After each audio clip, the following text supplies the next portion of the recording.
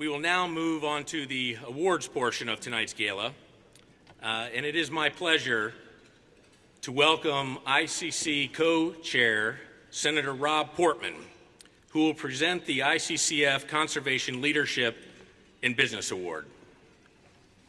Senator Portman.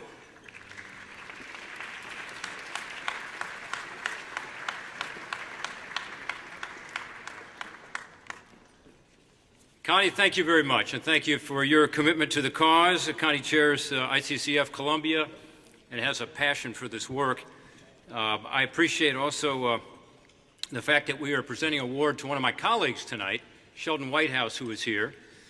Sheldon was quite upset, President Masisi, with your presentation of the Republican elephant painting tonight, until I reminded him that there are no donkeys in Botswana. Then he was okay. But seriously, this caucus is not just bipartisan, it's nonpartisan. We work together. We work together with a shared goal. We come from different parts of the country, different perspectives on a lot of issues, but we have a deeper bond, and that is our shared interest in our home, our earth, and being sure that we take seriously our shared duty to be responsible stewards. And so that's why we come together at ICCF again. I have lots of examples of what ICCF has done on the Hill, but maybe no better one than the Okavango Delta Act, which people have mentioned tonight already. I will tell you it's interesting. The co-chairs in the House, Ed Royce, Jeff Fortenberry, are the co-authors of that legislation. And in the Senate, it's the four of us who are the co-chairs of ICCF who are promoting that legislation. And ICCF has been very helpful to me as the author to try to bring people together, to try to come up with a solution. So my hope is that in a few weeks we will be celebrating, because that legislation will have passed the Senate, passed the House, and be on the President's desk after the election.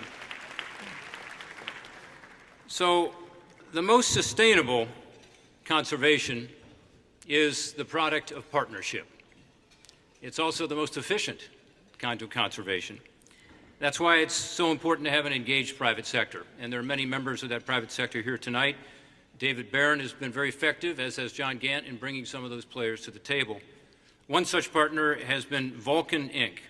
Vulcan manages, for those of you who don't know it, a 455,000-acre wildlife reserve in the Okavango Delta, but it doesn't stop there.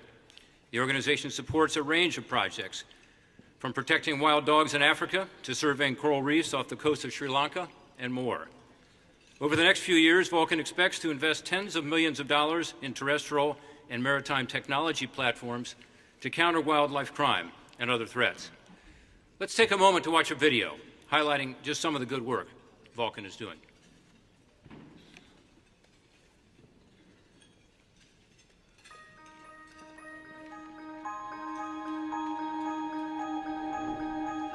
At Vulcan, when we approach a problem, we look for our unique way in. And that phrase, way in, comes from our founder, Paul Allen. And he inspires us to look for the unconventional path to take the best practices from modern businesses, particularly technology businesses, and apply those practices and methods directly to very complex and hard problems in our world. We're using emerging technology, data, and advancements in artificial intelligence, such as machine learning, to tackle some of the hardest problems in conservation.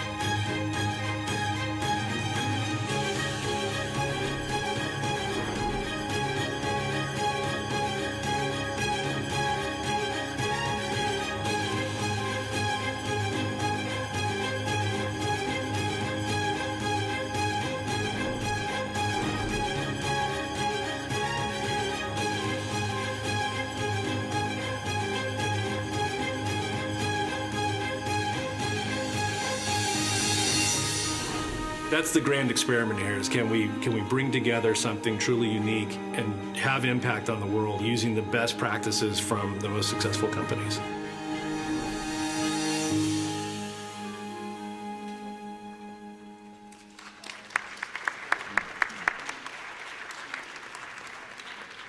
Does it surprise you that the co-founder of Microsoft is interested in using data to protect wildlife? Great presentation. Few people have created solutions that impact our everyday life as well as the far reaches of the earth as Paul Allen has. 4 decades after co-founding Microsoft, he has now committed more than $2 billion to philanthropic initiatives around the globe. As we just saw, conservation of iconic species is one of his passions. He's been at it for about 25 years. And the team at Vulcan that he leads is charged with a lot of different projects, but one is developing new ideas and technology that can make a significant impact on conservation, as we've seen. Vulcan Executive Vice President Dave Stewart is one of those people putting those ambitious goals they have into action. In his role, Dave directs Vulcan's legal affairs and serves as general counsel to Vulcan's leadership and staff. He's an integral part of the work this organization is doing. Tonight, we celebrate the good work Dave Stewart, Bill Hilf, the CEO, who was planning to be here but wasn't able to at the last minute, Paul Allen, and everyone at Vulcan is doing to protect the nature, beauty, and wildlife of the earth. Please join me in welcoming Dave Stewart to receive the ICCF Conservation Leadership in Business Award.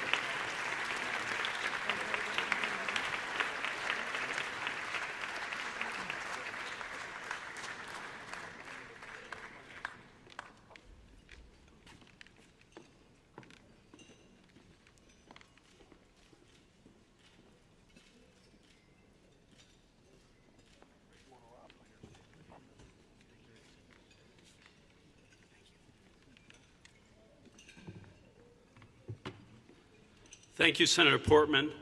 Thank you to the ICCF for honoring Vulcan and our founder, Paul Allen. And more fundamentally, thank you for the important conservation efforts that people in this room are engaged in to create a safer and more sustainable world. Let me paint you a picture. One afternoon last month, an alert appeared on the computer screen of a park ranger in the Grumeti Game Reserves adjacent to the Serengeti National Park in Tanzania.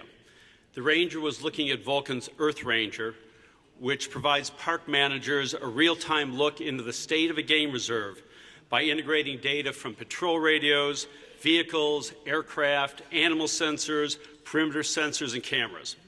The Earth Ranger analytics had detected something unusual. An elephant was traveling out of its normal habitat, moving quickly out of the park into unprotected territory. Based on this data, a nearby patrol was dispatched to find out what was going on.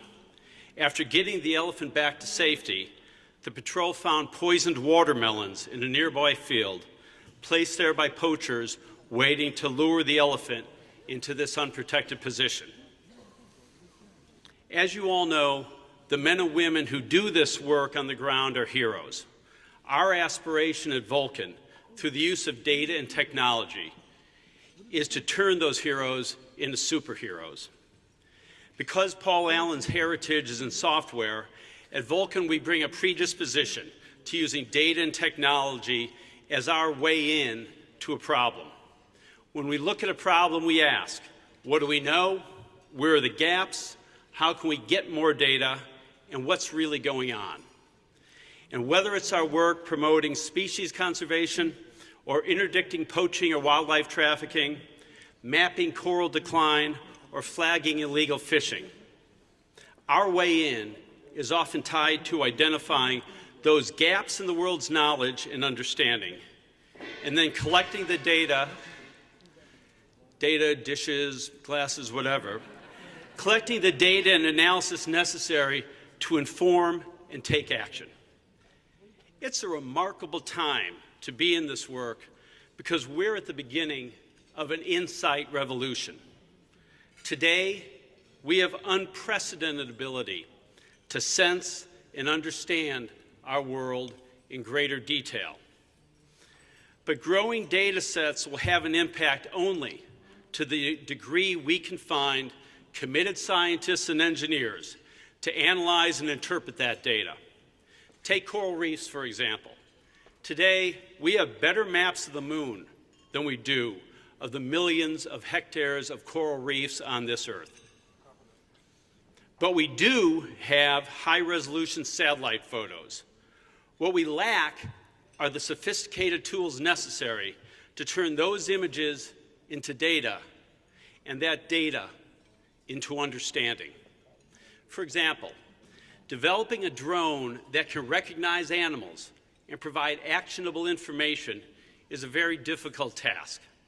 You need to assemble literally millions of images. Then you need to teach your artificial intelligence engine to see. After hundreds of thousands of tests, it begins to successfully distinguish a motorcycle from a tree stump or a zebra from a cow. Then it's ready to test in the field, as we've been doing, testing our drones in Botswana. At that point, life gets interesting. Based on automated pattern matching, the drone can look for anomalies. What appears normal? Where are the irregularities that call for further investigation?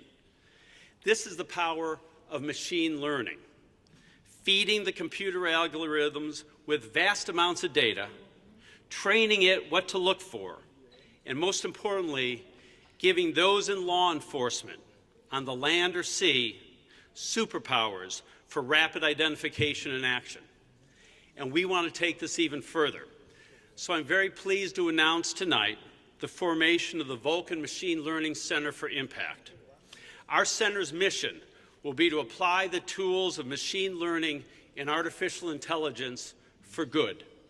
We seek to develop a whole array of Earth applications and to accelerate the discovery and development of machine learning tools for ocean health, wildlife conservation, and to better understand environmental impacts. Only with immense data sets can the promise of this work be achieved. Our new center will need maps, images, observational and sensor data if we're going to be able to build tools and provide the insights to assist you, our governmental partners, and the heroes you employ on the front lines in fighting environmental crime, in parks, on borders, in patrol boats. So again, we thank you for your recognition, and we look forward to continued partnerships as well as new collaborations with many of you. Thank you.